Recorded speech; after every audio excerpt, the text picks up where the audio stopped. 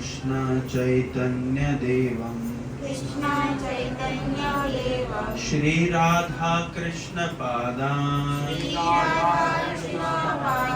सहगण ललिता श्री विशाखान्वितांश्च नमः ओम विष्णु पादाय कृष्ण पृष्ठाय भूतले श्रीमते भक्ति वेदांत स्वामिन् इति नामिने नमस्ते सारस्वते देवे गौरवाणी प्रचारिणे निर्विशेष शून्यवादी पाश्चात्य देशतारिणे जय श्री कृष्ण चैतन्य प्रभु नित्यानंद श्री अद्वैत गदाधर श्रीवासादि गौर भक्त वृंद हरे कृष्णा कृष्ण कृष्ण हरे हरे हरे राम राम राम हरे हरे ओम नमो भगवते वासुदेवाय ओम नमो भगवते वासुदेवाय ओम नमो भगवते वासुदेवाय नारायणं नमस्कृत्य नरं चैव नरोत्तमं देवीं सरस्वतीं व्यासं ततो जयाम् उदीरये नष्टप्रायेषु भद्रेषु नित्यं भागवत सेवया भगवतीम् उत्तमा श्लोके भक्तिर्भवति नैष्टिकी। हरे कृष्ण। आ गया? इसके में वन खराब हाँ?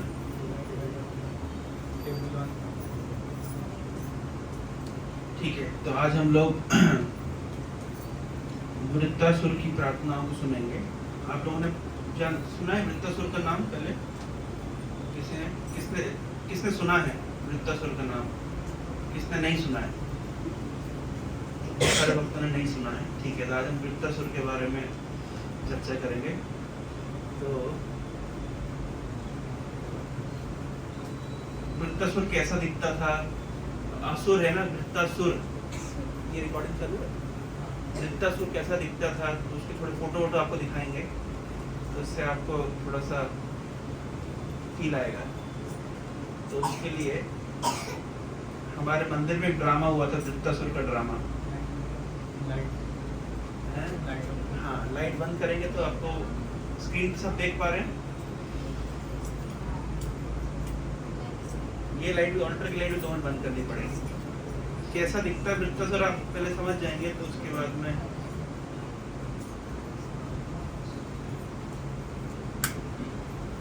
ये ड्रामा तो हम आपको नहीं दिखाएंगे, आपको शेयर कर देंगे लिंक, आप खुद से देख सकते हैं। लेकिन वृत्तासुर कैसा दिखता है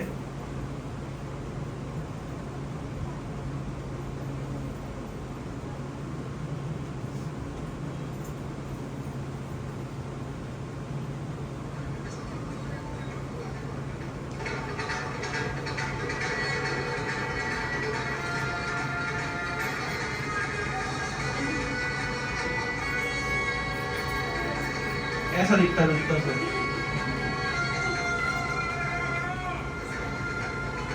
रोहन मोबाइल बनाओ।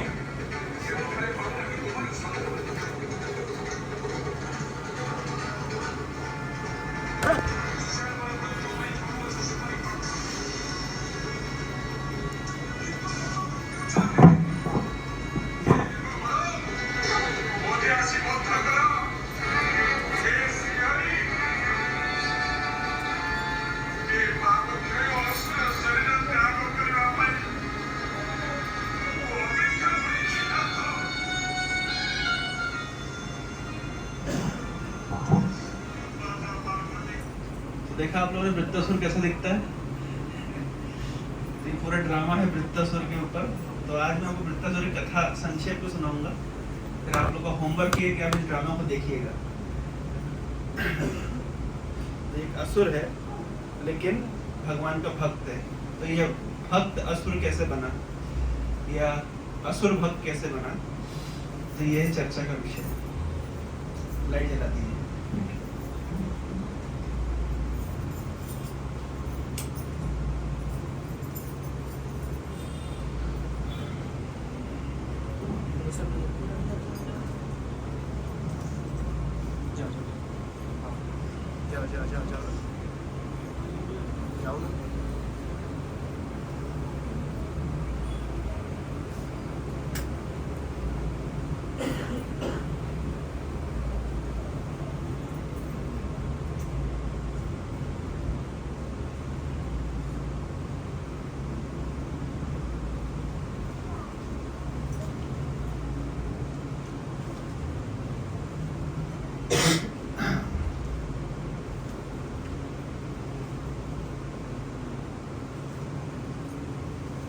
देख पा रहे हैं आप लोग स्क्रीन पे?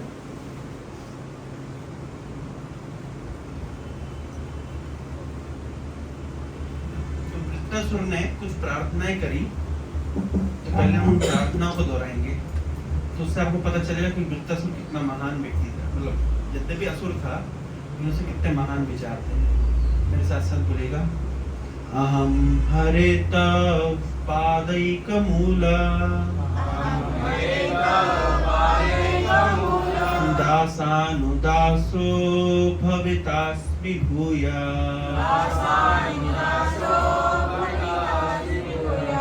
मनः स्मरिताशु पतेर्गुणांस्ते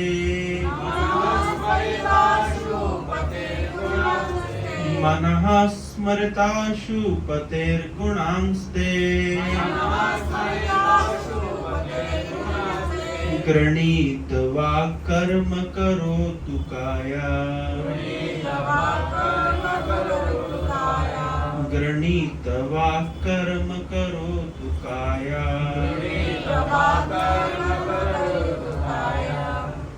तो पहली प्रार्थना में वृत्तासुर बोल रहे हैं, अहम हरेर्तव पादैक मूलः दासानुदास भवितास्मि भूया। भूया मतलब फिर से, अगेन।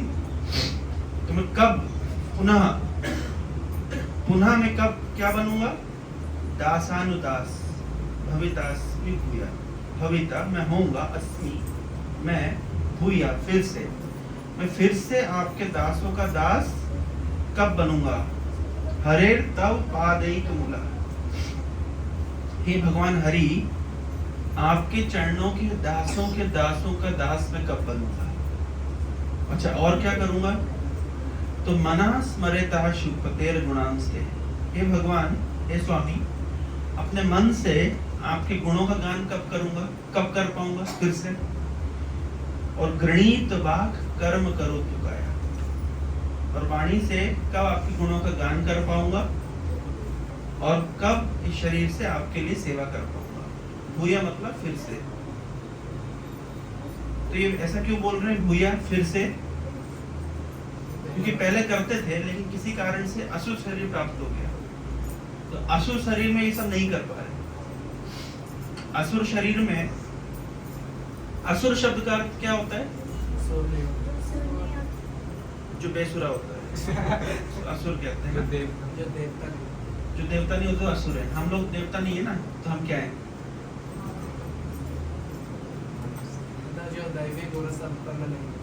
दैवीय गुण संपन्न नहीं होते वो असुर होते हैं। तो उनके अंदर आसुरी गुण होते हैं, लेकिन आसुरी व्यक्ति का ऐसा विचार है। असुर शब्द की कई परिभाषा होती है ना। एक परिभाषा होती है, जैसे शिव जी का नाम क्या होता है? आशुतोष। आशु मतलब तुरंत, है ना, क्विक। तो आशु मतलब क्विक और र मतलब रमण करना, एंजॉय करना। जो क्विक प्लेजर चाहते हैं, इंस्टेंट मैगी आती है ना, 2 मिनट वाली मैगी, जो इंस्टेंट प्लेजर चाहते हैं उसको कहते हैं असुर। मतलब तुरंत मजा मिलना चाहिए। तो और वैसे देखा जाए तो हमारे अंदर आसुरिक गुण ज्यादा है, क्योंकि हम सब क्या चाहते हैं, है ना, तुरंत प्लेजर मिलना चाहिए। आसुरिक गुण कहते हैं उसको। तो आसुरिक गुण मतलब जिस शरीर में आसुरिक गुण प्रधान होता है उस शरीर से भजन करना कठिन होता है। जैसे रामायण में एक रावण से किसी ने पूछा कि आप भगवान राम की शरण क्यों नहीं ले लेते, आप तो जानते हैं कि भगवान है, तो आप उनकी शरण में क्यों नहीं चले जाते। तो रावण ने बड़ा अच्छा जवाब दिया। रावण ने कहा, ये रामचरितमानस में लिखा गया है, सुर रंजन भंजन महिभारा जो भगवंत लीन अवतारा। बोल रहे हैं सुर रंजन, देवताओं को अगर आनंद प्रदान करने के लिए, और भंजन महिभारा, और मही मतलब धरती के भार का हरण करने के लिए, जो भगवंत लीन अवतारा, अगर भगवान ने अवतार लिया है तो क्या करना चाहिए भाई। अगर आपको पता है कि देवताओं को आनंद प्रदान करने के लिए और असुरों को विनाश करने के लिए, धरती को भार हरण करने के लिए अगर भगवान ने अवतार लिया है, अगर रावण को बात पता है तो क्या करना चाहिए था, शरण जाके भगवान जाना चाहिए था, भगवान की शरण लेनी चाहिए थी। लेकिन रावण क्या कह रहा है, सुर रंजन भंजन महिभारा जो भगवंत लीन अवतारा, तो मैं जाऊं बैरी हटि करहूं, मैं हट पूर्वक उनसे झगड़ा करूंगा। बोले भाई अरे तुमको जब पता है कि भगवान ने अवतार लिया है देवताओं को आनंद प्रदान करने के लिए, असुरों को विनाश करने के लिए, धरती का भार हरण करने के लिए, तुम्हें क्या करना चाहिए, उनकी जगह सेवा करनी चाहिए, उनको शरणागत होना चाहिए। लेकिन रावण क्या कह रहे, नहीं, मैं बल पूर्वक उनसे, हट पूर्वक उनसे झगड़ा करूंगा, बैर करूंगा। तो मैं जाऊं बैरी हटि करहूं, तो भाई इससे क्या होगा, जो अगर तुम भगवान के साथ हट पूर्वक बैर करोगे तो क्या होगा, तुम्हारा मार दिए जाओगे। तो उसको पता है ये बात। तो मैं जाऊं बैरी हटि करहूं, प्रभु सर प्राण तजे भवतरम, और भगवान के हाथों से मरूंगा मैं, प्रभु के हाथों से मरूंगा। रावण प्रभु कह रहा है, अगर भगवान ने अवतार लिया है तो अच्छी बात है, तो मैं जाऊंगा लेकिन सरेंडर नहीं करूंगा, मैं उनके हाथों से मरूंगा। तो लोगों ने पूछा भाई क्यों मरोगे भाई, इतना बड़ा रिस्क क्यों लेना है। भाई भगवान को तो सरेंडर करना चाहिए, भगवान का भजन करना चाहिए, नवविधा भक्ति का पालन करो, भगवान इससे प्रसन्न हो जाएंगे, तुम मरना क्यों चाहते हो उनके हाथ से। तो रावण है ना बता रहा है कि होए ना भलिनु तामस देगा, क्या है शरीर जो हमारा तामसी देह है ना, भजन तो होगा नहीं, इसलिए उनके हाथ से मरना ही ठीक है। तो असुर विचार का मतलब क्या हुआ कि जब शरीर आसुरिक मतलब प्रवृत्तियों से भरा होता है तो भजन करने में असुविधा होती है। तो इसलिए यहाँ पे वृत्तासुर कह रहे हैं कब वो समय आएगा, कि वृत्तासुर यहाँ कामना कर रहे हैं कि कब वो समय आएगा कि मैं पुनः ऐसा शरीर प्राप्त करूंगा जहाँ आपके दासों का दास बन सकूंगा और मन से आपका स्मरण कर सकूंगा, वाणी से आपका गुणगान कर सकूंगा। अभी तो देखिए हम देखा था त्रिशूल लेकर के खड़ा हुआ था किस तरीके से, है ना। अगर त्रिशूल लेकर के वो हरे कृष्ण है तो और लगेगा ना, भाई माला लेके हरे कृष्ण करेगा हरे कृष्ण तो सही लगेगा। त्रिशूल लेकर के देवताओं के पीछे पीछे भाग रहे हैं। एक्चुअली वेदों में आप देखेंगे तो इंद्र का गुणगान किया गया है। जो भी वेद के जानकार हैं, हम तो इस्कॉन में ज्यादा वेद वगैरह पढ़ते नहीं, क्योंकि क्यों नहीं पढ़ते हैं इस्कॉन में वेद,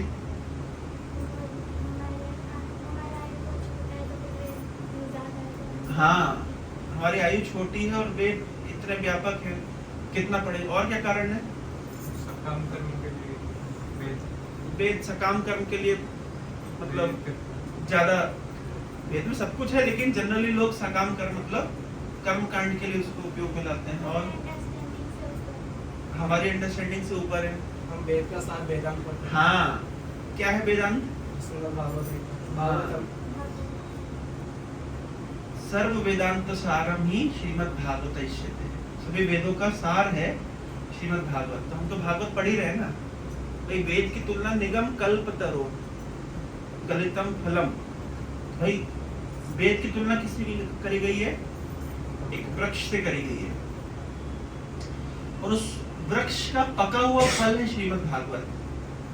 तो हम जब पका हुआ फल खा रहे हैं तो फिर वो डंठल चुबाने की जरूरत क्या है?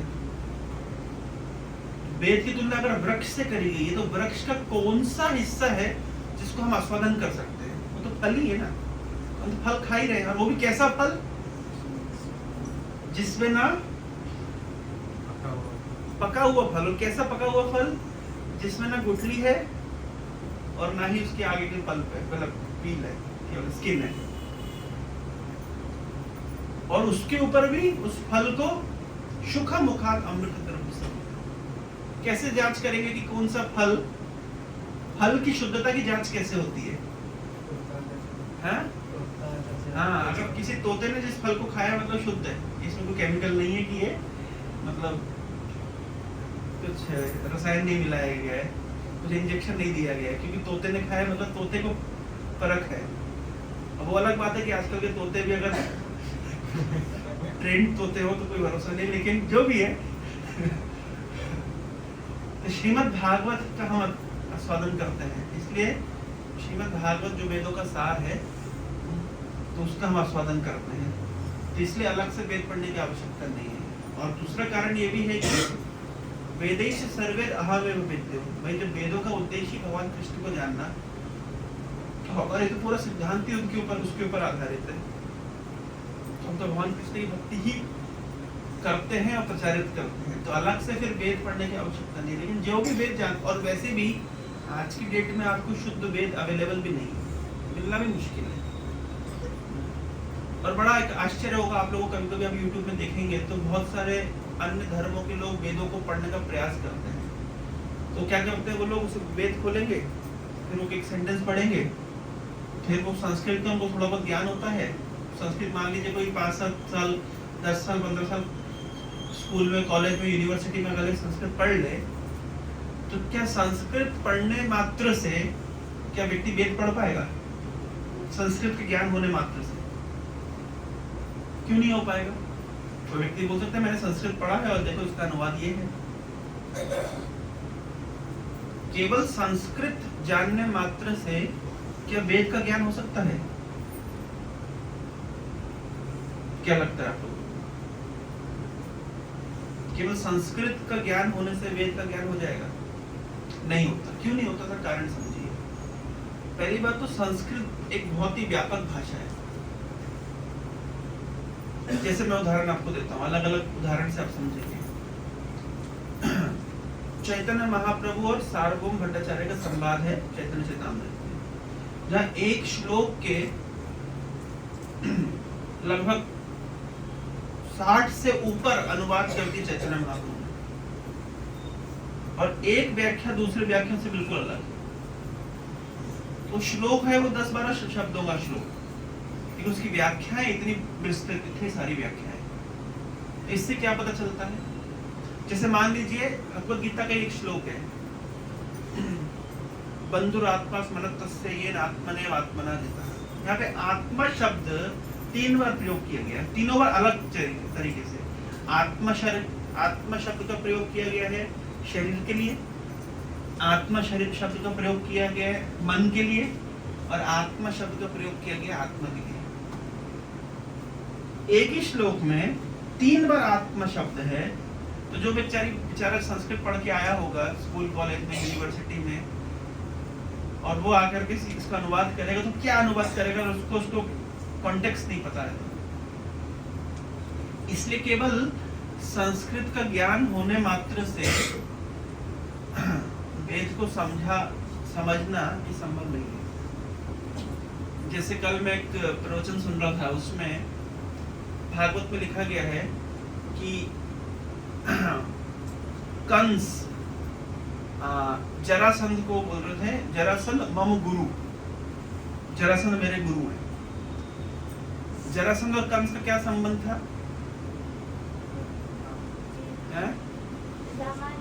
हाँ, तो कंस के ससुर है जरासंध, लेकिन जरासंध के लिए वहां पे गुरु शब्द का प्रयोग किया गया है। अब जो मान लीजिए स्कॉलर होगा जो केवल संस्कृत को शब्दों मतलब शाब्दिक तरीके से जानता होगा तो वो क्या उसको ट्रांसलेट कर पाएगा? अगर उसको प्रीवियस हिस्ट्री महाभारत की स्टोरी नहीं पता होगी, दोनों के बीच में संबंध नहीं पता होगा, तो कहने का तात्पर्य इस तरीके से हजारों उदाहरण दिए जा सकते हैं कि कैसे केवल शाब्दिक ज्ञान होने से संस्कृत का वेदों की व्याख्या नहीं की जा सकती। जैसे उसी प्रकार से व्यक्ति को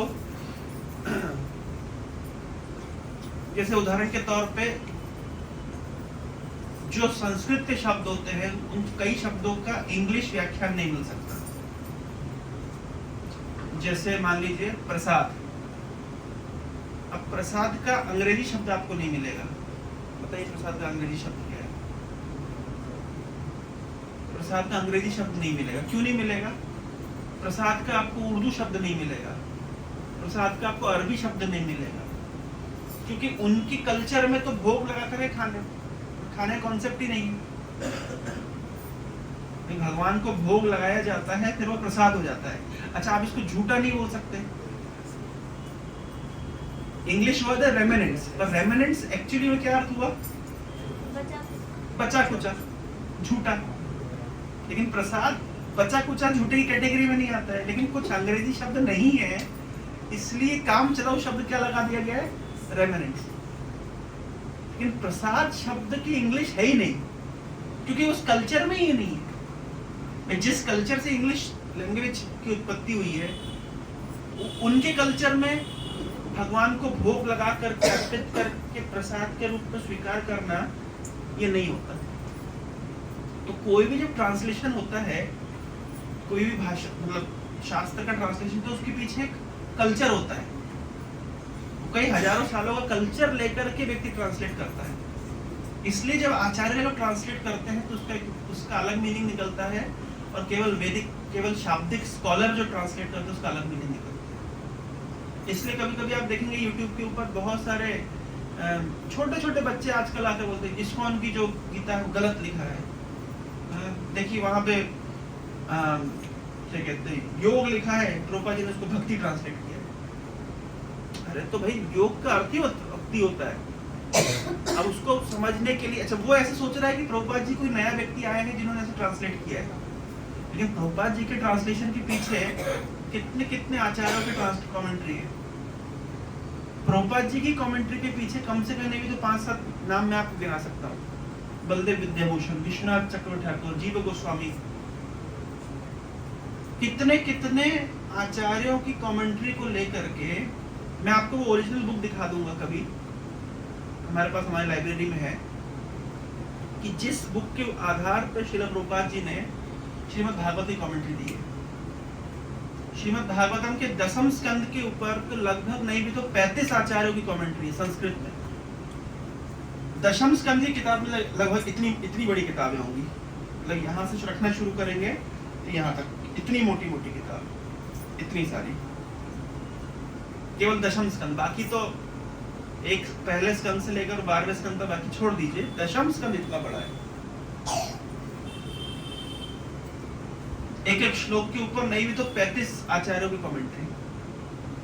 उन कमेंट्रियों के आधार पर श्रील प्रभुपाद जी ने अपने कमेंट्री को रखा है।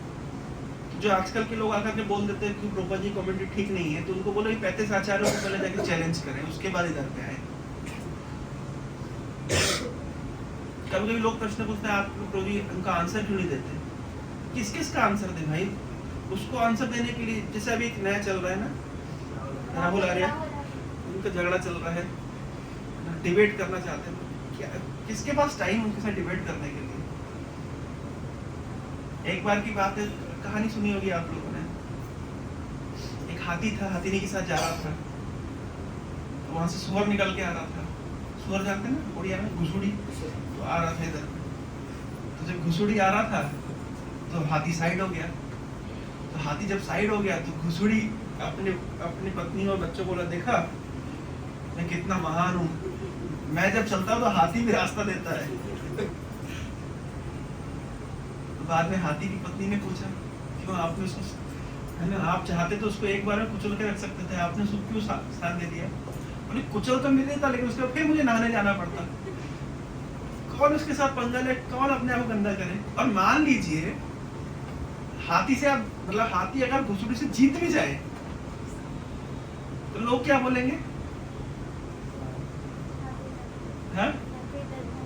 अपने से कमजोर है। हाँ, तो दोनों ही केस में हार जाए तो हारने की तो बात नहीं, लेकिन जीत भी जाए तो लोग क्या बोलेंगे? भाई हाथी है, तो कौन सी बड़ी बात है। हाथी ने घुसुड़ी को हरा दिया, इसमें कौन सी बहुत बड़ी बात है। इसलिए इस नीति शास्त्र में कहा गया है कि व्यक्ति को झगड़ा भी करना चाहिए तो अपने से बड़े व्यक्ति के साथ, और प्रेम भी करना चाहिए तो अपने से बड़े व्यक्ति के साथ। नीतिकारों ने कहा है। जैसे उदाहरण के उसमें नीतिकार बताते हैं कि भाई अगर लात खानी पड़े तो घोड़े की लात अच्छी है, लेकिन सवारी करना चाहिए पड़े तो गधे की सवारी भी नहीं करनी चाहिए। अगर घोड़े की लात भी पड़ेगी तो ग्लोरियस है, लेकिन गधे की अगर आप सवारी भी कर लेंगे तो लोग क्या बोलेंगे? ना करके आप गधे की सवारी करके। इस तरीके से बहुत लोग आते हैं, विभिन्न प्रकार के आक्षेप करते हैं। उन्हें पता नहीं कि हम जिस परंपरा में हैं, हमारे शास्त्रों में जो डेप्थ है, हमारे जो आचार्यों ने जिस तरीके से उसको प्रस्तुत किया है बहुत डीप है। कि केवल ऐसे थोड़ा सा दो चार शब्द पढ़ने से, देखो देखो गीता में ऐसा लिखा है, देखो इस तरीके से निकाल करके दिखाते हैं, फिर उसको वीडियो बनाते हैं, फिर झगड़ा चलता रहता है। तो मैं बता रहा था कि बहुत सारे इंग्लिश इक्विवेलेंट शब्द नहीं है, क्योंकि उस कल्चर में ये सब वर्ड्स नहीं है। जैसे प्रसाद, जैसे देवता, जैसे प्रभुपाद जी ने अलग अलग शब्दों को कॉइन किया है। तो एनीवे जो भी है, तो कहाँ हम पहुंच गए? तो वृत्तासुर के इस प्रार्थना के ऊपर हम चर्चा कर रहे थे।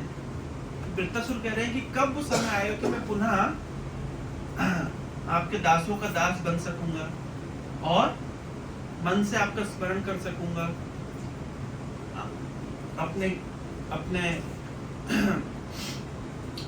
वाणी से आपके गुणगान कर सकूंगा और अपने शरीर से आपकी सेवा कर सकूंगा। क्योंकि इस शरीर में, इस वृत्तासुर रूपक शरीर में ये संभव नहीं हो पाएगा।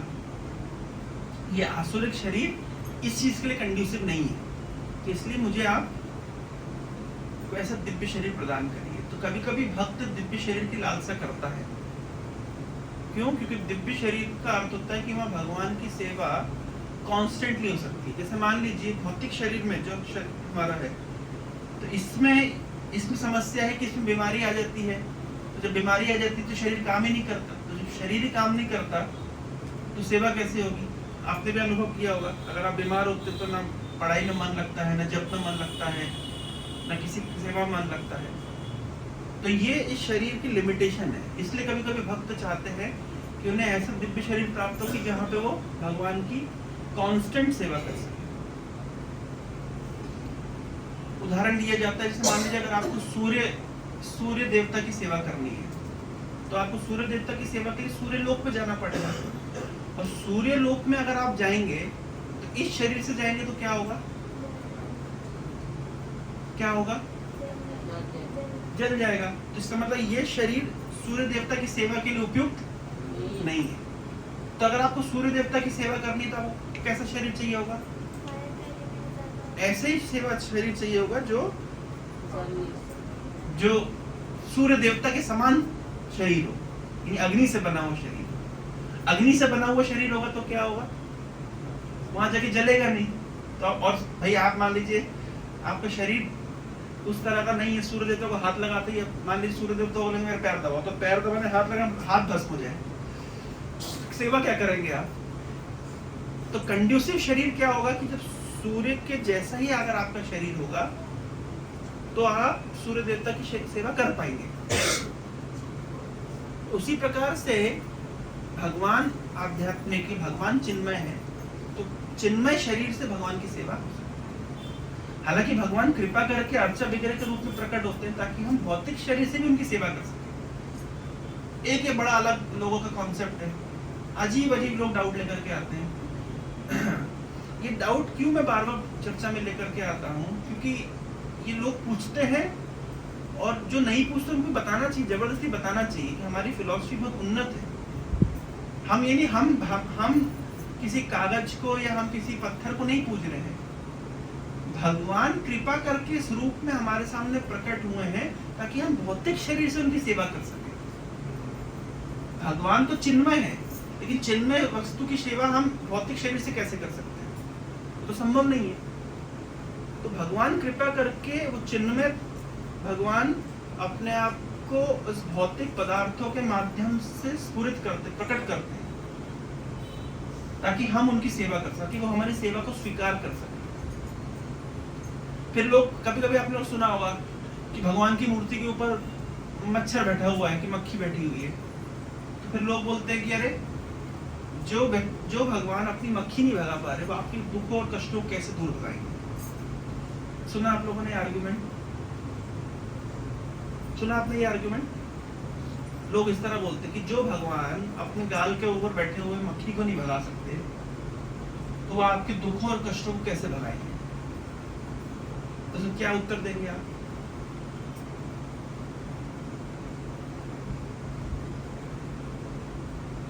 जो भगवान अपनी मक्खी नहीं भगा पा रहे हैं, वो आपके कष्टों को कैसे भगाएंगे?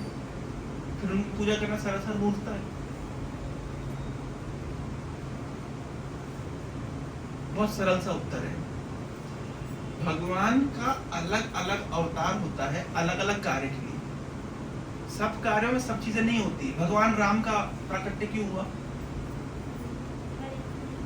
भगवान राम का अवतार क्यों हुआ? हाँ, भगवान राम का अवतार हुआ ये दिखाने के लिए कि एक आइडियल मनुष्य कैसा होता है, एक आइडियल राजा को कैसा होना चाहिए, एक आइडियल राजा को कैसे त्याग करना चाहिए, अपने पारिवारिक, अपने पर्सनल सुखों का भी त्याग करके उनको प्रजा की रक्षा करनी होती है। ये सब शिक्षाएं देने के लिए भगवान राम का प्राकट्य हुआ। कैसा एक आइडियल मनुष्य का कैरेक्टर होना चाहिए, ये है भगवान राम के प्राकट्य का कारण। जब भगवान कृष्ण के प्राकट्य कारण क्या है?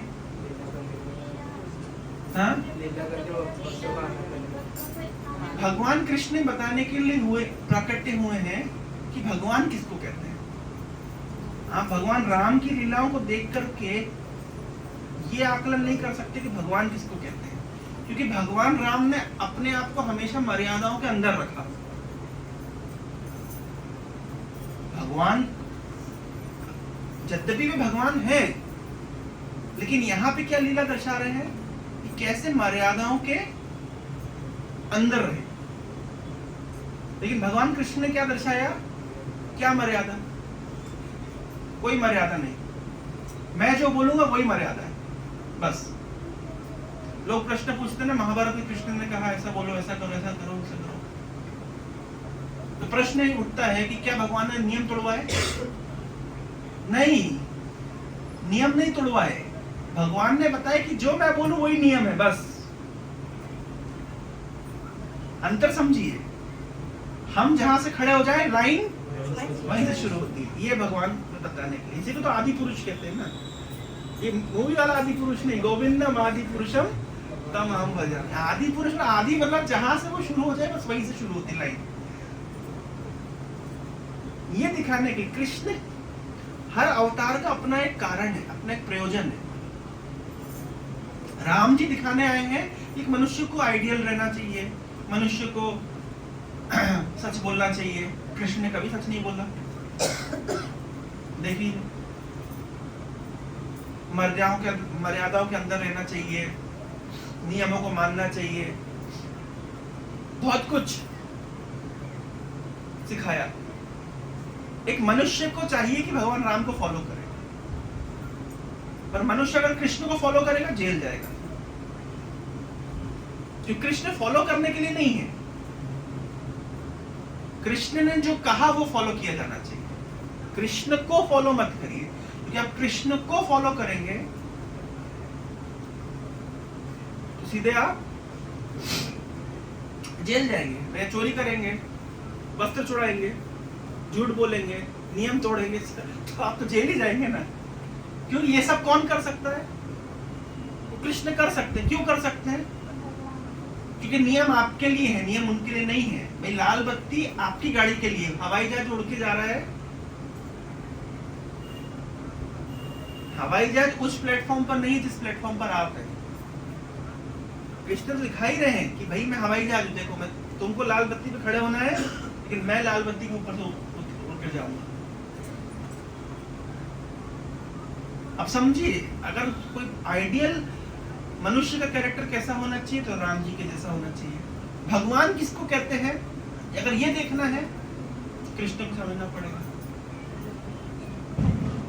और फिर भगवान का अवतार होता है चैतन्य महाप्रभु के रूप में। कैसे दूसरे पे दया दिखाई जाए, कैसे जीव का उद्धार किया जाए, तो उसके लिए चैतन्य महाप्रभु का अवतरण हुआ। चैतन्य महाप्रभु का अवतरण हुआ। एक भक्त का भाव कैसा होना चाहिए, अपनी ही भक्ति, क्या मतलब भगवान ही अब विचार कर रहे हैं कि मेरी भक्ति करके मेरे भक्तों को क्या आनंद आता है, तो जब मैं भक्त बन के देखूं, तो जब भगवान ही भक्त का रोल करेंगे। देखिए भगवान ने आइडियल मनुष्य का रोल किया, भगवान अब कृष्ण के रूप में भगवान के रोल कर रहे हैं,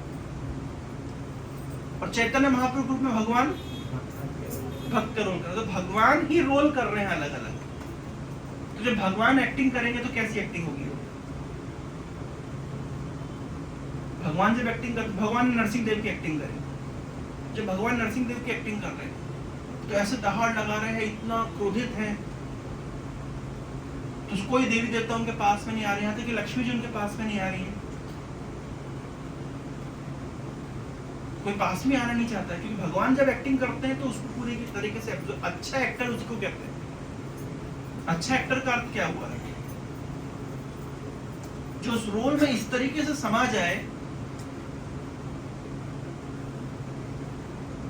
जो अच्छे एक्टर होते थे पहले जमाने में, अच्छे एक्टर होते थे, आजकल का तो पता नहीं, लेकिन पहले जमाने में जो एक्टर होते थे वो पढ़ते थे। जैसे जो मैं सुना था बी आर चोपड़ा में जो दुर्योधन का रोल किया, कितना अच्छा एक्टिंग किया। वो दुर्योधन के बारे में कई कई दिनों तक, कई महीनों तक उन्होंने पढ़ा, उस रोल में अपने आप को उतारा।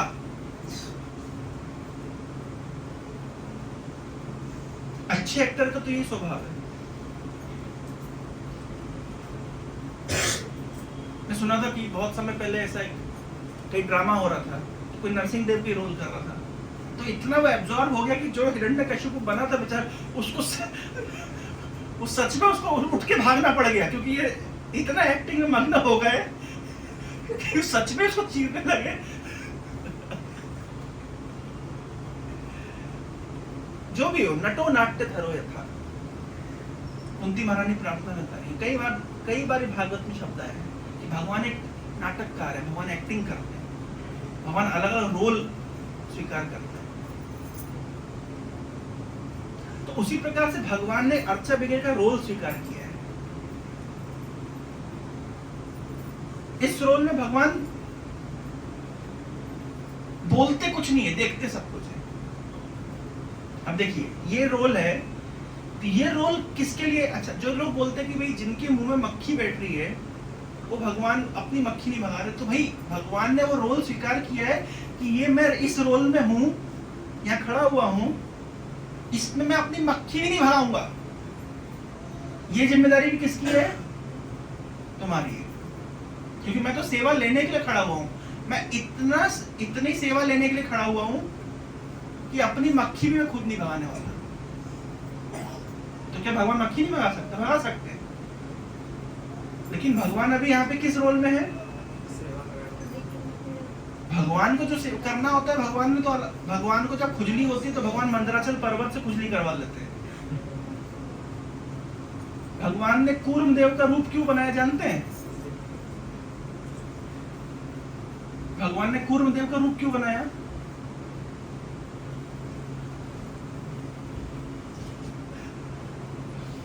लिखा गया भागवत में, भगवान को खुजली हो रही थी, बोले चलो कुछ, वो एक आता ना, चलो आज कुछ क्या तूफानी करते हैं, तो भगवान के मन में अचानक आया आज कुछ तूफानी करते हैं, क्या करेंगे? खुजली हो रही है तो क्या समाधान करेंगे? बोले चलो अब समुद्र मंथन की लीला होगी। समुद्र मंथन की लीला में और भगवान क्या करेंगे, कूर्म का रूप लेंगे और वो मंदराचल पर्वत को ला करके भगवान की पीठ के ऊपर रखा जाएगा और इधर से असुर लोग, ये असुरों और देवताओं के मन में जो ये जो वासना है कि चलो हम लोग अमृत निकालेंगे, मंथन करेंगे, तो ये आई क्यों? प्रश्न ये उठता कि इनके बैठे हुए थे घर में आराम से, उधर अपना देवता बैठे हुए थे, उधर असुर बैठे थे, अचानक से इनके मन में आया अमृत निकालेंगे। अचानक से कैसे आ गया? अचानक से कुछ नहीं होता, उधर भगवान को खुजली हो रही थी, उधर भगवान को खुजली हो रही थी, तो कहा ठीक है चलो उनको खुजली हो रही है तो इनके हृदय में कुछ प्रेरणा करनी चाहिए। भगवान को खुजली होती है, खाली बैठे भगवान वैकुंठ में बोर हो रहे, क्या करेंगे? तो कुश्ती करेंगे। तो क्या करेंगे? कुश्ती करेंगे। तो 4 कुमार आ गए दरवाजे के ऊपर, जय विजय ने रोक दिया और जय विजय को श्राप मिल गया, जाओ तुम असुर बन जाओ। बोले ठीक है, ये असुर बनेंगे, भगवान जाके कुश्ती करेंगे, क्योंकि भगवान को अपने टाइप का कोई आदमी चाहिए। तो अल्टीमेटली सबके पीछे भगवान है। तो भगवान ने मंदराचल पर्वत को रखवा करके बढ़िया खुजली करा रहे। और जब लिखा गया है कि जब देवता और असुर इस तरीके से मंदराचल पर्वत को ऐसे ऐसे कर रहे, भगवान आराम से चैन की नींद सो गए। इमेजिन करिए, इतने बड़े से भगवान और ऊपर जो पर्वत गुड़ हो रहा है और भगवान आराम से सो गए और इतनी चैन की सांसें छोड़ रहे हैं। तो भागवत में लिखा गया कि वो दिन है, आज का दिन है, तब से समुद्र की लहरें चल रही, उनकी सांसों के प्रेशर से। तो भगवान को करना होता है तो समुद्र की लहरें चालू करवा देते हैं, मंदराचल पर्वत को धारण कर लेते हैं, तो वो अलग अवतार है। लेकिन यह अवतार किस चीज के लिए है? यह अवतार में मच्छर भी नहीं हटाएंगे अपना। अब समझ गए ना, इस अवतार में भगवान मक्खी को भी भगाने वाले नहीं है। ये काम भी किसका है? भक्तों का है। तो हर अवतार का अपना एक पर्पस है। तो अर्चा विग्रह भी भगवान का अवतार है, जिसका अपना एक कार्य है। इस कार्य में भगवान सेवा लेने के लिए वहां खड़े हुए हैं। तो कोई व्यक्ति अगर मिसकंसेप्शन में रहे कि अरे भगवान ये तो पत्थर की मूर्ति है, तो कोई बात नहीं करते, तो मच्छर नहीं भगा सकते, तो क्या हमारी प्रॉब्लम को समाधान करेंगे? तो वो मूर्ख है, तो समझ नहीं रहा है, फिर वो गलत अवतार से गलत एक्सपेक्टेशन कर रहा है। एक गलत अवतार से गलत एक्सपेक्टेशन का एग्जांपल मैं आपको दिया, कभी मैंने सुना था। गलत अवतार से गलत एक्सपेक्टेशन नहीं करनी चाहिए, नहीं तो हार्ट अटैक आ सकता है। जैसे उदाहरण के तौर पर गलत अवतार से गलत एक्सपेक्टेशन नहीं करनी चाहिए। अर्चा विग्रह के अवतार से गलत एक्सपेक्टेशन नहीं करनी चाहिए। हर अवतार का अपना एक पर्पस है। गलत अवतार से गलत एक्सपेक्टेशन मत रखिए। जैसे मान लीजिए भगवान कृष्ण गए गोपियों के घर में मक्खन चुराने के लिए, ठीक है। तो जब गोपियों मक्खन चुराने के लिए गए तो भगवान चढ़ के मक्खन चुरा रहे, पीछे से गोपी आई, उन्होंने कृष्ण को पकड़ लिया। समझ आता है? अब गलत अवतार से गलत एक्सपेक्टेशन करेंगे। मान लीजिए नरसिंह देव गए मक्खन चुराने के लिए और गोपी पीछे से जाके पकड़े कि मक्खन चुराने कौन है, आप जाके नरसिंह कर दे। गोपियों को हार्ट अटैक आ जाएगा कि नहीं आ जाएगा? बताइए, खुद सोचिए, गोपियों को हार्ट अटैक आएगा कि नहीं आएगा? तो भी कृष्ण अवतार से कृष्ण अवतार का एक्सपेक्टेशन रखना चाहिए और नरसिंह देव से नरसिंह देव का एक्सपेक्टेशन रखना चाहिए। आप कृष्ण अवतार से नरसिंह देव वाला एक्सपेक्टेशन रखेंगे। भगवान ने विभिन्न अवतार क्यों लिए ना? हर अवतार का अपने पर्पस है। आप गलत जगह गलत फॉर्मूला पुट करेंगे, फिर आंसर गलत निकलेगा, मार्क्स आपके कटेंगे। अर्चा विग्रह का अवतार केवल किस चीज के लिए है? सेवा लेने के लिए है। वो मक्खी भी अपनी नहीं भगाने वाले। गलत एक्सपेक्टेशन मत रखिएगा। कभी कभी लोग प्रश्न पूछते, जैसे हमारे आचार्य लोग बताते हैं, हम तो राधा कृष्ण के उपासक हैं, लेकिन हम भक्ति को विघ्न विनाश करने के लिए राधा कृष्ण को क्यों नहीं बुलाते हैं, नरसिंह देव को क्यों बुलाते हैं? क्योंकि हमारा मानना है कि राधा कृष्ण अपनी लीला में व्यस्त है, वो बिजी है अपने लीला करने में। अपनी लीला में उनको बिजी रहने दो ना, अपने विघ्न हटाने के लिए उनको क्यों डिस्टर्ब करना है? उसके लिए नरसिंह देव है। यद्यपि सेम भगवान है, एक ही भगवान है, लेकिन भगवान ने नरसिंह देव के रूप में अपना विस्तार करके रखा है। वो भक्तों के विघ्न को विनाश करेंगे। कि नहीं राधा कृष्ण अभी रासलीला छोड़ करके आए और बताओ भाई आपकी क्या प्रॉब्लम है, आपके क्या विघ्न है, उसको विनाश करें। कितना और लगेगा ना कि वहां पे रासलीला चल रही है, भगवान रासलीला चल रही है वहां पे, और आपकी प्रॉब्लम सुन के भगवान अब रास लीला से अंदर ध्यान होकर सीधे आपके पास भाई क्या प्रॉब्लम है, क्या चल रहा था वहां पे, मैं रासलीला छोड़ के आया, कौन सी बड़ी प्रॉब्लम है। इसलिए गलत अवतार से गलत एक्सपेक्टेशन नहीं रखना चाहिए। एनीवे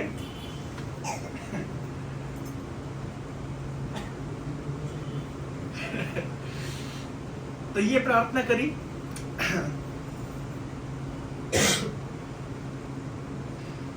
वृत्तासुर ने, कब वो समय आएगा कि मैं आपकी सेवा में पुनः नियोजित हूँ। तो फिर मान लीजिए भगवान पूछे, अच्छा तुम्हें सेवा के बल पे क्या चाहिए भाई,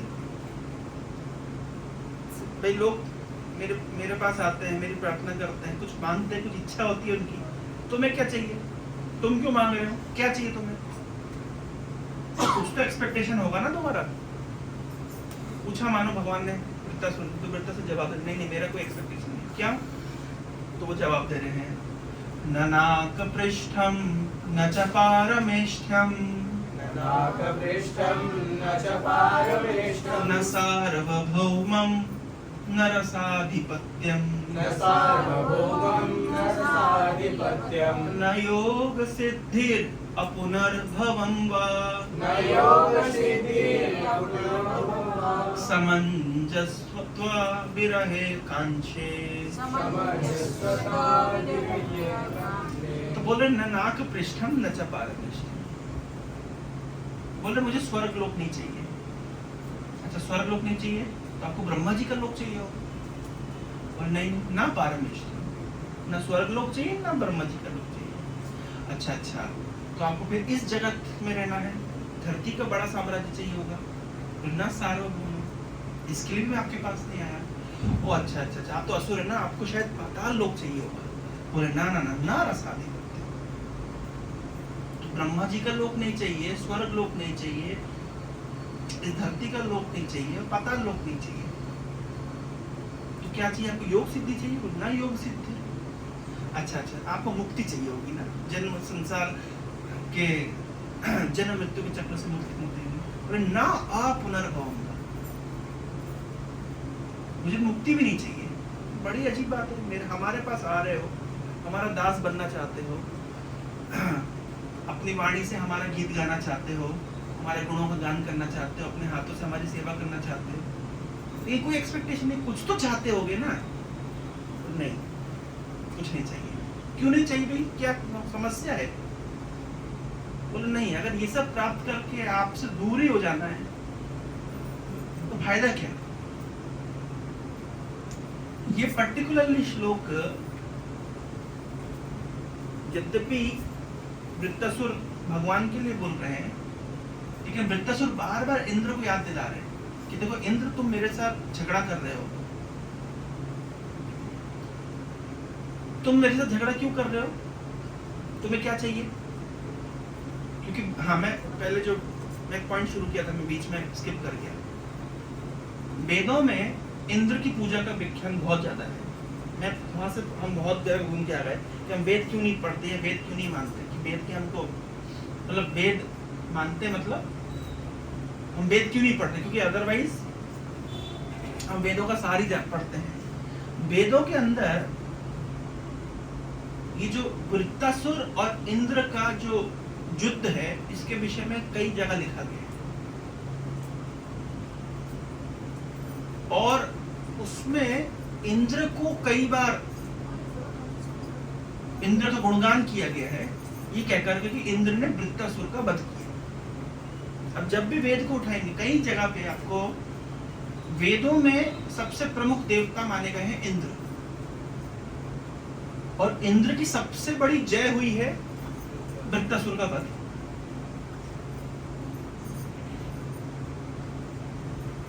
इंद्र ने किस अस्त्र से वृत्तासुर का वध किया था, वज्र। वज्र कहां से प्राप्त किया था, दधीची को जाकर के बोला, दधीची जी हमको वृत्तासुर का वध करना है, भगवान विष्णु ने हमें आपके पास भेजा, आप हमारी मदद करिए। तो दधीचि ने पूछा क्या मदद चाहिए आपको, कोई कौन सा टॉनिक चाहिए, कौन सा नुस्खा चाहिए, क्या आपको चाहिए? बोले नहीं, हमें आपकी हड्डियां चाहिए। अब कोई आकर आपको बोले कि रोहन जी आपकी हड्डियां चाहिए, इसका मतलब क्या है? हैं? पहले तो आप मरिए और हम आपकी हड्डियों को लेकर के उसको वज्र बनाएंगे। तो मतलब डायरेक्टली जाकर के इंद्र दधीचि मुनि को क्या बोल रहे हैं? हैं? कि आप, मतलब बोलने में भी लग रहा है कि आप मरिए जल्दी से। और क्यों? भगवान विष्णु ने कहा है, मतलब रेफरेंस लेकर के आया हूँ, मेरा मत नहीं है, तो भगवान विष्णु ने आपके पास भेजा है।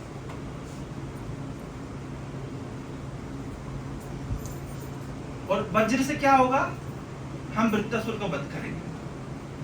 अच्छा, वृत्तासुर का वध कर देंगे तो वृत्तासुर का वध क्यों करेंगे? क्योंकि वृत्तासुर ने पूरे त्रिलोक के ऊपर कब्जा करके रखा है, जिसमें इंद्र का स्वर्ग भी शामिल है। तो कुल मिला के इंद्र का कंसर्न क्या था कि वृत्तासुर मरेगा तो चैन से इंद्र अपने स्वर्ग में रह करके सुख भोग कर सकते हैं। तो इंद्र अपने सुख भोग के लिए, वृत्तासुर भी मरे, दधीचि भी मरे, सब मरे, लेकिन मेरा सुख भोग, मेरा सुख बना रहे, मैं और मेरा स्वर्ग। तो सुन के तो बड़े अजीब सा विचार है। और ये विचार लेकर के आप देखिए, वेद के अंदर इंद्र को महान कहा गया है कि जिन्होंने वृत्तासुर को वध किया। तो यद्यपि वेद में इंद्र को महान कहा गया है, वृत्तासुर का वध कि इसी लीला को लिखा भी गया है, वेद में भी कहा गया है, लेकिन भागवत में बिल्कुल कॉन्टेक्स्ट चेंज हो गया। जैसे एग्जांपल मैं आपको देता हूं, एक अफगानिस्तान से लुटेरा आया था भारत में और भारत को लूट करके लेके गया। उसका नाम मालूम है आपको? कई बार लूटा।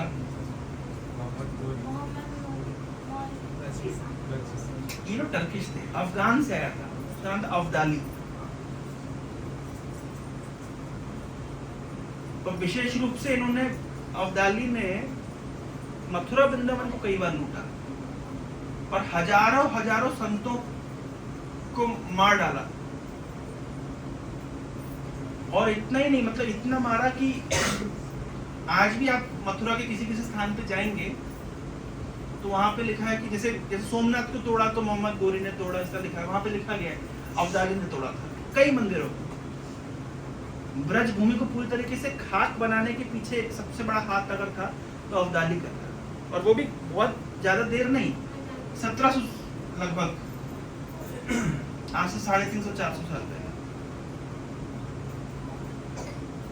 350 साल पहले लेटेस्ट घटना है ये। अब्दाली को अगर आप अफगानिस्तान में देखें तो वो वहां का हीरो माना जाता है। वो उनका राजा था, उनका लीडर था। हम उसको किस रूप में जानते हैं? लुटेरे के रूप में जानते हैं। तो दो अलग अलग, हमारे देश में उसको लुटेरे के रूप में देखा गया है और उनके देश में उसको एक महान हीरो के रूप में देखा गया, जो दूसरे देश से जाकर के जीत करके लाया, जो भी करके लाया उनकी दृष्टि में जो भी है।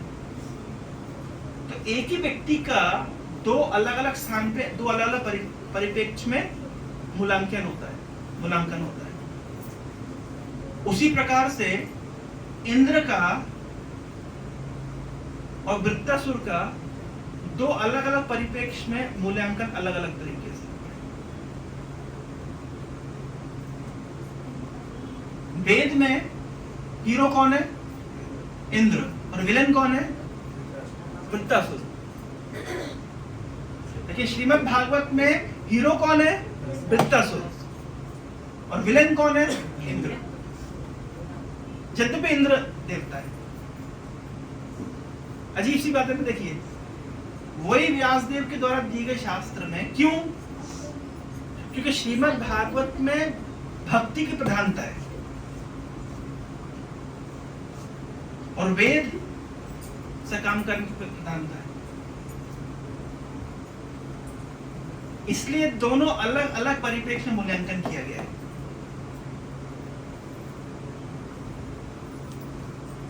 वेद में हीरो है इंद्र और विलन है वृत्तासुर, और जहां जहां इंद्र का नाम है, इंद्र ने वृत्तासुर को वध किया।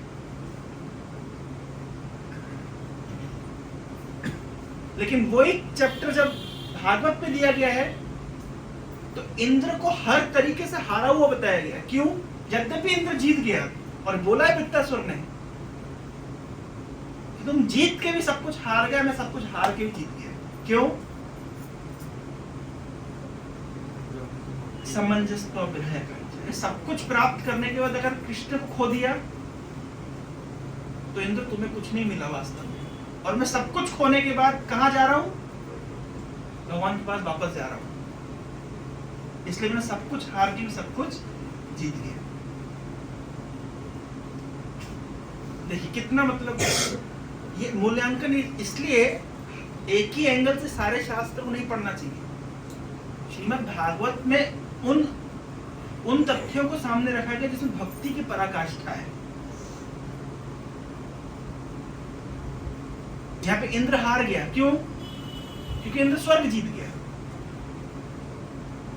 स्वर्ग जीत गया यद्यपि, लेकिन वृत्तासुर तो वैकुंठ को प्राप्त किया। तो वास्तविकता में कौन जीता? वृत्तासुर।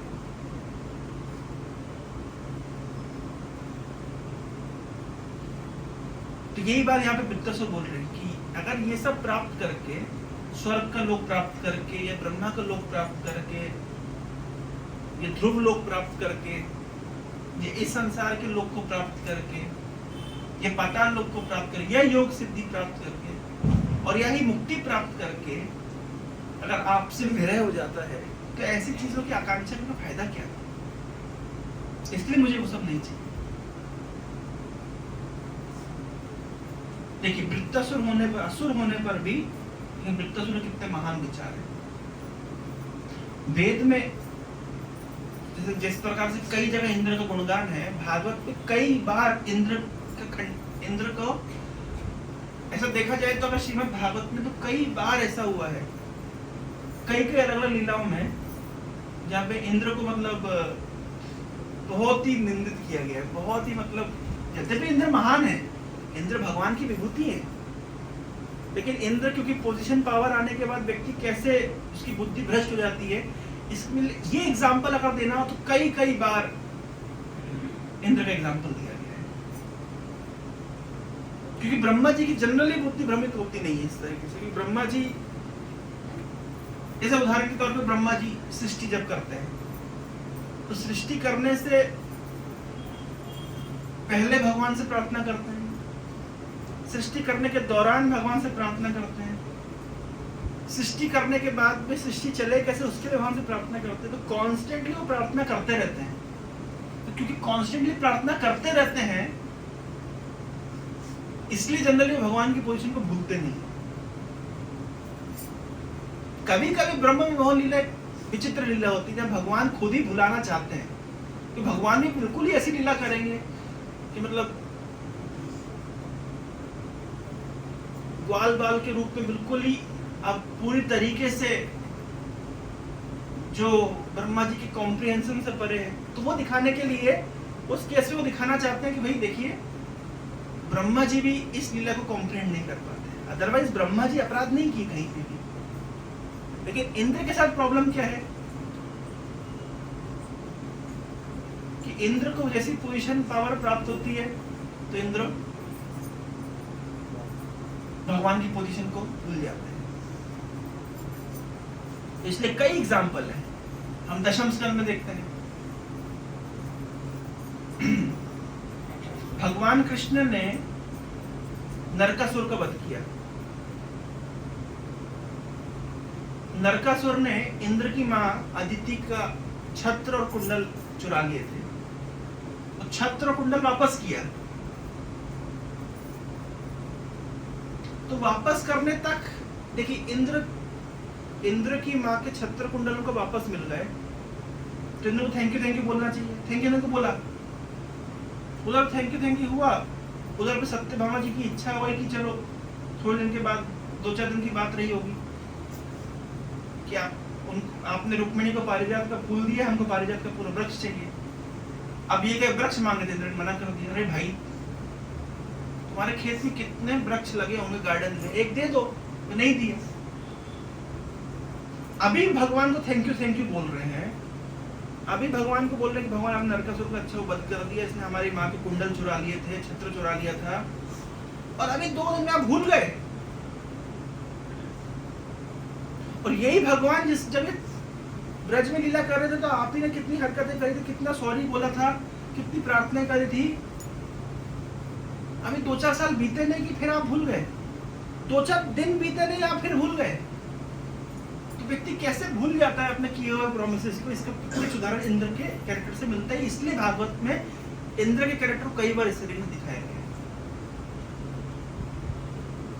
अपने हित के लिए, अपने स्वार्थ के लिए दधीची की हड्डियां मांग ली। दधीची को उनको देने में कोई आपत्ति नहीं थी, लेकिन दधीची ने पहले थोड़ी देर आनाकानी की, जान करके देखे कि इंद्र क्या बोलते हैं। दधीची तो चाह रहे थे कि, ऐसा कहा गया है कि दधीची ने भगवान के ऊपर ध्यान किया और शरीर छोड़ दिया। ये है उनकी योग की पराकाष्ठा। भगवान पे ध्यान किया, उनको पता भी नहीं चला शरीर कब छूट गया। जैसे उदाहरण दिया गया है कि जैसे एक शराबी कपड़ा कब उतर जाता है शरीर से उसको पता नहीं चलता, क्योंकि वो तो नशे में तल्लीन है। उसी प्रकार के भगवान का महान भक्त भगवान के चिंतन में इतना एब्जॉर्ब होता है कि कब उसका ये शरीर छूट गया और जो दिव्य शरीर प्राप्त होता है पता भी नहीं चलता। जिस प्रकार हम सुनते हैं कि मृत्यु के समय कष्ट होता है, बहुत पीड़ा होती है, लेकिन जिन भक्तों का चिंतन भगवान में लगा रहता है उनके लिए ये सिद्धांत नहीं है। क्यों? क्योंकि उनका तो कॉन्शियसनेस इस तरीके से भगवान में एब्जॉर्ब है, कब ये शरीर छूट गया, कब उनको दूसरा शरीर मिल गया पता नहीं चलता। उसी तरह दधीची का। लेकिन फिर भी देखिए इंद्र अपने स्वार्थ के लिए कुछ भी कर रहे हैं। तो ये इंद्र केवल एक व्यक्ति विशेष की कहानी नहीं है, ये हर उस व्यक्ति की कहानी जिसके पास थोड़ी पावर है, थोड़ी पोजीशन है, थोड़ी आकांक्षाएं हैं, तो वो क्या करता है, फिर वो इंद्र की तरह पॉलिटिक्स करता है। करना पड़ता है, संसार में रहना है तो करना पड़ता है। इंद्र ने किया। लेकिन श्रीमद् भागवत का हीरो कौन है? वृत्तासुर, इंद्र नहीं। और कितने बड़े हीरो आप जानते हैं? श्रीधर स्वामी ने कमेंट्री लिखते हुए कहा है श्रीमद् भागवत की डेफिनेशन। श्रीमद् भागवत कौन सा ग्रंथ है, कैसे पता चला ये ग्रंथ श्रीमद् भागवत है? तो श्रीधर स्वामी कह रहे वो ग्रंथ श्रीमद् भागवत है जिसके अंदर वृत्तासुर की प्रार्थना है। हीरो मतलब कितना बड़ा हीरो बना था, कितना बड़ा मेडल मिल गया। श्रीमद् भागवत का भूषण कौन सी प्रार्थना है? जिस ग्रंथ में वृत्तासुर की प्रार्थनाएं हैं वो ग्रंथ श्रीमद् भागवत है। उल्टा वो भागवत पे वृत्तासुर की प्रार्थना है ये नहीं बोल रहे हैं।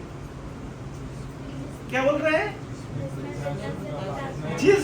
जिस ग्रंथ में वृत्तासुर की प्रार्थनाएं हैं वो ग्रंथ श्रीमद् भागवत है। इतना ग्लोरीफाई कर दिया वृत्तासुर की प्रार्थना। जबकि वेदों के विलन कौन है? वृत्तासुर। श्रीमद् भागवत के हीरो है। हीरो कैसा दिखता है आपने देखा ना आज?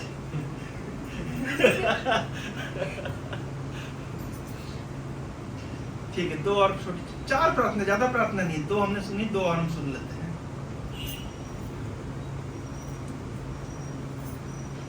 एक प्रार्थना के ऊपर कई घंटों तक चर्चा हो सकती है, लेकिन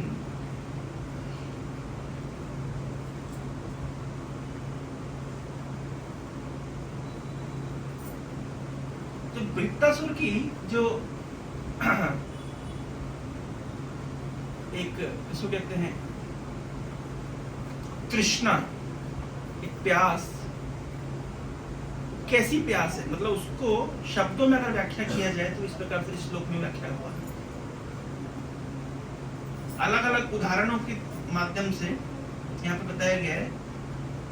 वृत्तासुर खुद एक उदाहरण दे रहे हैं और फिर दूसरी लाइन में अपने पुराने उदाहरण काट दे रहे हैं। कैसे, देखिए मेरे साथ साथ बोलिएगा। अजात पक्ष इव मातरम खगः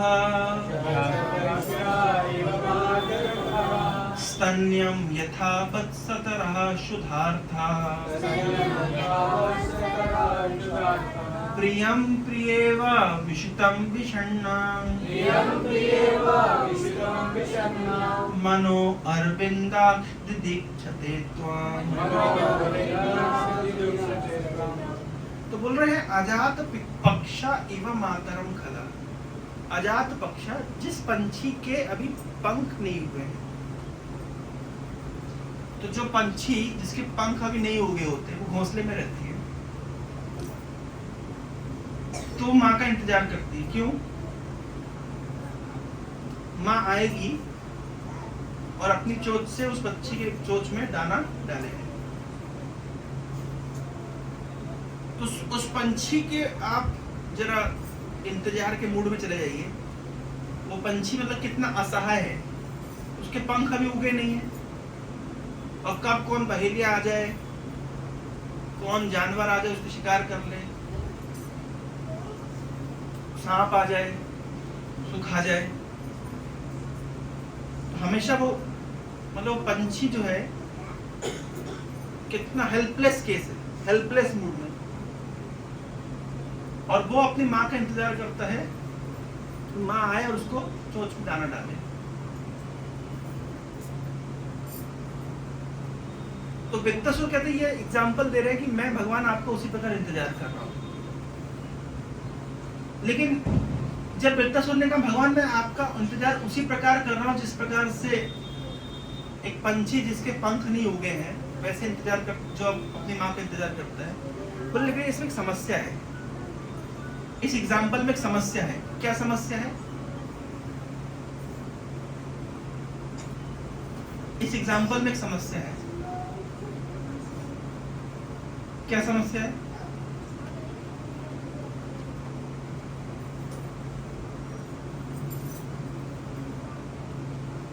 जिस पक्षी के पंख नहीं उगे हैं वो अपनी माँ का इंतजार करता है।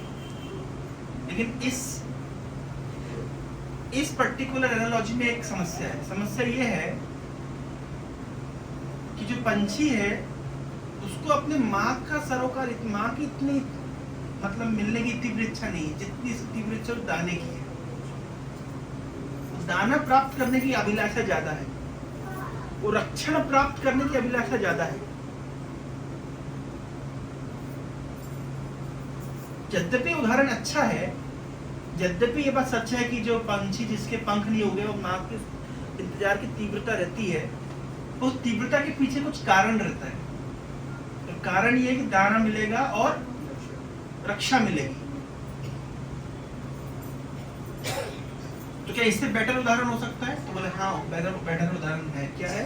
स्तन्यम यथा वत्सतरः शुधार्थ। शुधार्थ भूख से पीड़ित जो बछड़ा होता है तो वो अपनी माँ का इंतजार करता है। तो बछड़े की चेतना थोड़ी सी इवॉल्व होती है। बछड़े को माँ से दूध भी चाहिए और माँ का वात्सल्य भी चाहिए। उस वात्सल्य को समझ पाता है। लेकिन वृत्तासुर कह रहे यहां भी लेकिन दूध तो चाहिए ना, कुछ तो प्राप्त करने की आकांक्षा बची हुई है, कुछ तो स्वार्थ निहित है। इससे बेटर उदाहरण, यद्यपि दोनों उदाहरण अच्छे हैं, दोनों भी कोई बुरे उदाहरण नहीं है, लेकिन फिर भी कुछ तो लालसा रह गई ना। ये दोनों ही उदाहरणों में मैं भगवान से सेवा ले रहा हूं, ये उदाहरण है। मैं भगवान की सेवा कर रहा हूं, ये उदाहरण अभी आया नहीं। तीसरे उदाहरण, प्रियम प्रियेव विषितम विषम। जैसे एक प्रिया जो नई, जब नई नई शादी होती है, उनका अगर पति दूर किसी कार्य से गया हुए है व्यापारिक कार्य से, जॉब के कार्य से, तो पत्नी किस प्रकार इंतजार करती है? तो पत्नी जब इंतजार करती है तो पत्नी पति का इंतजार करती है। पति से क्या प्राप्त होगा उसका इंतजार नहीं करती है। मेरे लिए क्या लेकर के आएंगे? छोटे बच्चों की कामना रहती है कि पिताजी क्या लेकर के आएंगे। पिताजी आएंगे कि नहीं आएंगे, पिताजी को पार्सल में भेज देंगे तो बच्चे खुश हैं। पिताजी अगर पार्सल में भेज देंगे तो बच्चों को पार्सल से मतलब है, पिताजी से मतलब नहीं है। लेकिन जो नव विवाहिता स्त्री होती है, पति क्या लेके आएंगे इंपॉर्टेंट नहीं है, पति इंपॉर्टेंट है। भाई वहां पे तो भाई पक्षी माँ दाना लेकर के आएगी तो दाना इंपॉर्टेंट है, वो दूध पिलाएगी तो दूध इंपॉर्टेंट है, माँ भी इंपॉर्टेंट है लेकिन दूध भी इंपॉर्टेंट है। लेकिन इस उदाहरण में ये देखिए, तीनों उदाहरण में जो वृत्तासुर की जो भावना है वो भावना का विकास होता जा रहा है। कोई भी भावना गलत नहीं, किसी भक्त के अंदर वो पहली वाली भावना भी तो अच्छी भावना है, लेकिन तीनों ही भावना में विकास हुआ। प्रियम प्रिय विषतम विषम, मतलब जिस प्रकार से एक नव विवाहिता स्त्री अपने पति का इंतजार करती है और विचार करती है कि जब मेरे पति आएंगे तो मैं उनको सब प्रकार से संतुष्ट करूंगी, तो भगवान मनो अरविंदा दीक्षित, तो उसी प्रकार से है भगवान, ये अरविंदा मेरा मन आपका इंतजार कर रहा है।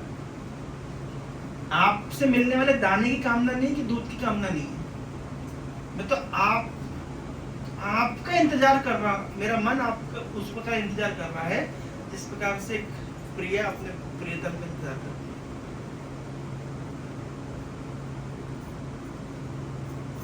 समझ आया? एग्जाम्पल समझ आया? ठीक है, लास्ट लोग पढ़ के खत्म करेंगे हम क्लास को।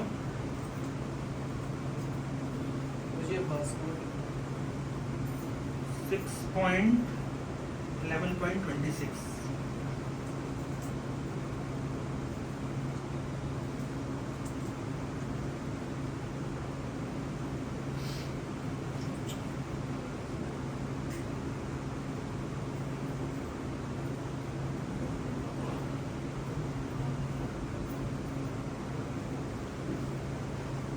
ममोत्तम श्लोक जनेषु सख्यम संसार चक्रे भ्रमता स्वकर्मभिः त्वन्माया आत्म आत्मजा दारा गेहेषु।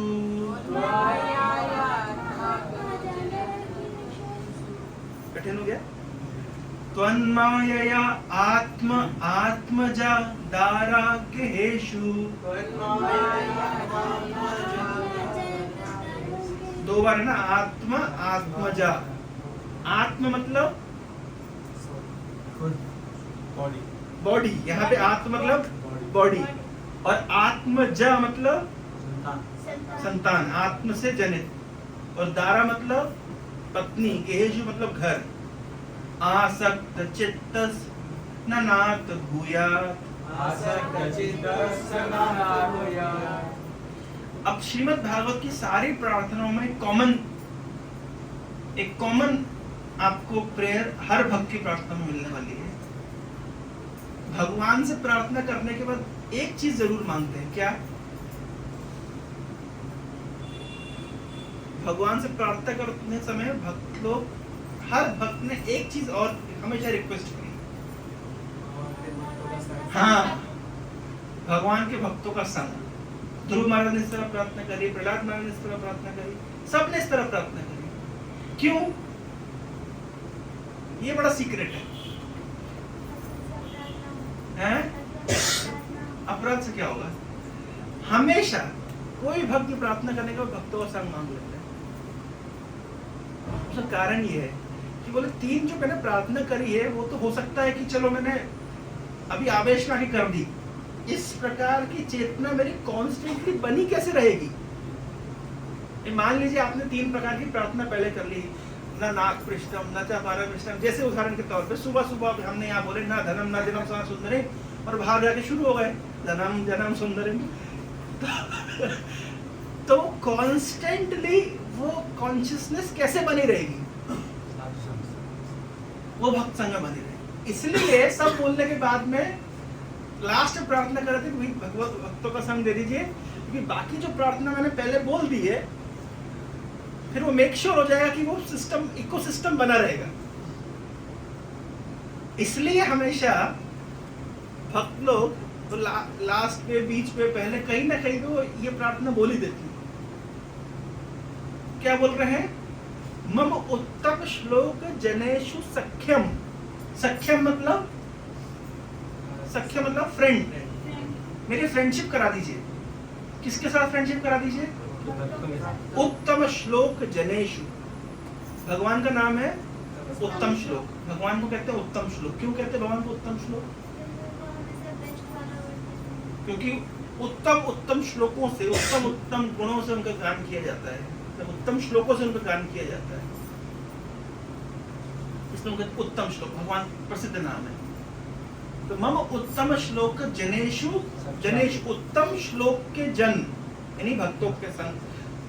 मम उत्तम श्लोक जनेषु सख्यम, उनसे मेरी फ्रेंडशिप करा दी। केवल संग नहीं है, तो संग तो कहीं भी हो जाएगा। संग मतलब तो आसपास उत्तम श्लोक के जनेषु के मतलब भक्तों के बीच में भी बैठ गए, तो केवल बैठने से नहीं होगा, साथ में क्या चाहिए? सख्यम, फ्रेंडशिप चाहिए। तो प्रार्थना करें कि भगवान मुझे क्या करा दीजिए? आपके भक्तों के साथ फ्रेंडशिप करा दीजिए, मित्रता करा दीजिए। सख्यम शब्द का अर्थ जैसे संस्कृत, इंग्लिश में तो फ्रेंड, लेकिन संस्कृत में सखा, मित्र, बंधु सबका अलग अलग अर्थ है।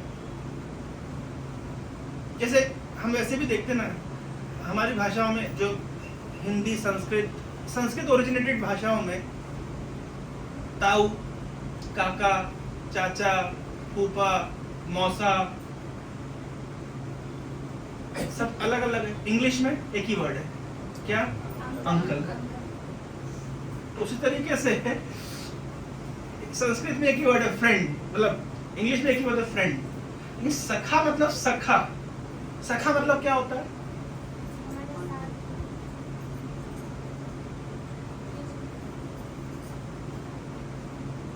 अर्जुन का नाम है, अर्जुन का एक नाम है कृष्ण। अर्जुन का एक नाम है कृष्ण, और कृष्ण का एक नाम है कृष्ण सखा। लिखा गया भागवत में। अर्जुन का एक नाम है कृष्ण। क्यों कृष्ण नाम है?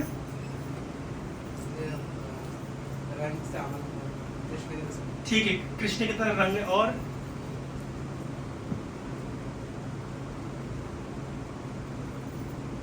जब कोई दो फ्रेंड हमेशा एक साथ, आपका नाम क्या है? राजेश और रोहन। मान लीजिए राजेश रोहन हमेशा एक साथ आते हैं, हमेशा एक साथ ही दिखते हैं। तो जो हमेशा एक साथ दिखते हैं, तो कभी कभी इनका नाम को इंटरचेंज करके बोलेंगे तो गलत नहीं माना जाएगा। इतना सुसखा शब्द का अर्थ होता है सम्यक ख्याति इति सखा, जिसकी समान ख्याति हो। एक व्यक्ति एक आया, दूसरा नहीं आया, तुरंत क्वेश्चन उठेगा। मान लीजिए राजेश है, रोहन नहीं आया, तो सबसे तुरंत क्वेश्चन, क्यों रोहन नहीं आया? उसको देख करके दूसरे की याद आएगी, इसलिए उसको कहते हैं सखा, सम्यक ख्याति, जिसकी ख्याति दूसरे के साथ जुड़ी हुई है, इसको कहते हैं सखा। तो कृष्ण को मतलब अर्जुन और कृष्ण एक साथ इतने जुड़े हुए हैं कि अर्जुन का भी एक नाम हो पड़ गया कृष्ण, और इसलिए कृष्ण का नाम क्या पड़ गया? कृष्ण सखा। भागवत में एक प्रार्थना है, कुंती महारानी ने स्तुति करी, आखिरी स्तुति आप देखिए, श्री कृष्ण कृष्ण सखा कृष्णे ऋषभावरे द्रुत। तो वहां पे देखिए कृष्ण शब्द की व्याख्या लिखी गई है, प्रभुपाद जी लिखे हैं अर्जुन, और कृष्ण सखा लिखे हैं कृष्ण। तो कभी कभी मैं, अरे प्रभुपाद जी के ट्रांसलेशन गलत किए हैं क्या? वो ट्रांसलेशन गलत नहीं किया है ही ऐसा। कृष्ण वर्ड किसके लिए यूज किया गया है? अर्जुन के लिए। और कृष्ण सखा किसके लिए यूज किया गया है? कृष्ण। जैसे ऐसा भी होता है, जैसे कभी कभी आपने सुना होगा जैसे हरे कृष्णा वाले आ रहे हैं, हरे कृष्णा वाले, ये हरे कृष्ण लोग, हरे कृष्णा लोग। तो हम लोग कृष्णा नहीं है, लेकिन लोग हमको क्या बोलते हैं, ये हरे कृष्णा वाले, कृष्णा वाले, कृष्णा, ये आ गए कृष्णा कृष्णा आ गए। तो हम तो कृष्णा कृष्णा नहीं है, लेकिन क्योंकि वो जैसे मान लीजिए दादाजी हैं, उनके पोता है और पोता मिक्की माउस से खेलता है, तो पोता क्योंकि हमेशा मिक्की माउस के साथ खेलता है, तो दादाजी मान लीजिए घर आएंगे तो सबसे पहले बोलेंगे मेरा मिक्की माउस कहाँ है। तो दादाजी का मिक्की माउस कौन है, पोता, और पोते का मिक्की माउस मिक्की माउस। क्योंकि पोता मिक्की माउस के साथ खेलता है, इसलिए पोता भी क्या हो गया अभी, मिक्की माउस। इसको सम्यक ख्याति, समान ख्याति। संस्कृत कितने नियम है देखिए, संस्कृत भाषा में भावनाओं से संबंधित जो ज्ञान होता है वो भी उस भाषा के अंदर सम्मिलित है। इसलिए ख्याति, सखा, सखा वर्ड यहाँ क्यों लिखा गया, मम उत्तम श्लोक जनेषु सख्यम, कि मेरी भी ख्याति भक्तों की तरह हो जाए। मतलब जहां सब भक्त लोग जाए तो वो लोग भी पूछ ले, अरे आज वृत्तासुर नहीं आया क्या, आज दीपदान के वृत्ता क्लास में वृत्तासुर नहीं आया क्या, ख्याति हो जाए, उसकी भी ख्याति हो इस तरह, लोग याद करें, कहीं नया ना पहुंच पाऊं तो लोगों को याद आए कि भाई वो कहाँ रह गया। इसलिए क्या बना दीजिए, मुझे उत्तम श्लोक जनेषु सख्यम, मम उत्तम श्लोक जनेषु सख्यम, संसार चक्र भ्रमता सुकर्म, और मैं संसार चक्र में भ्रमण कर रहा हूं, सभी कर रहे हैं, मैं भी कर रहा हूं। तो वृत्तासुर से पूछा गया भी किसी गलती है, किसने तुम्हें संसार चक्र में डाल दिया, बताओ, जाके मिलते हैं उससे, किसने डाला तुम्हें, स्वकर्म भी, खुद ने, और किसी ने मेरे को संसार चक्र में धक्का नहीं दिया है, स्वकर्म भी। ये मान लीजिए अगर वृत्तासुर से पूछा जाए कि भाई किसने आपको संसार चक्र में डाल दिया, हम उससे बात करते हैं, किसी से बात करने की जरूरत नहीं, मैंने खुद को ही अपने गले में खुद ही फांस बांधा है, तो किसको जाके बात करेंगे, अपनी दांत से खुद की जीभ काटी है तो किसको आप जाकर दोष देंगे। संसार चक्र भ्रमता स्वकर्म भी, त्वं माया आत्म आत्मजा दारा गेहिषु आसक्त चित्तस ननाथ। बोले भगवान उधर तो सखा बन जाऊं मैं, आपके भक्तों के सखा बन जाऊं, उनसे आसक्ति हो जाए, और अपना शरीर से संबंधित संबंध, घर इत्यादि से आसक्त चित्तस न नाथ, हे नाथ फिर से मेरी आसक्ति ना हो। फिर से मतलब बोले मैं असुर शरीर में तो बहुत आसक्ति थी ना, अब वो आसक्ति ना हो, कृपा करके मुझे ये आशीर्वाद दे। तो ये चार प्रार्थनाएं वृत्तासुर ने भगवान के चरणों में अर्पित करी, और इसके बाद इंद्र और वृत्तासुर का युद्ध हुआ, और स्वाभाविक रूप से इंद्र ने वृत्तासुर का वध किया, लेकिन इंद्र गए स्वर्गलोक और वृत्तासुर गए भगवान के धाम। हरे कृष्णा कृष्णा कृष्णा हरे हरे, हरे राम राम राम हरे हरे। बोले वृत्तासुर की ग्रंथराज श्रीमद् भागवतम की जय, जगत गुरु श्री प्रभुपाद की जय।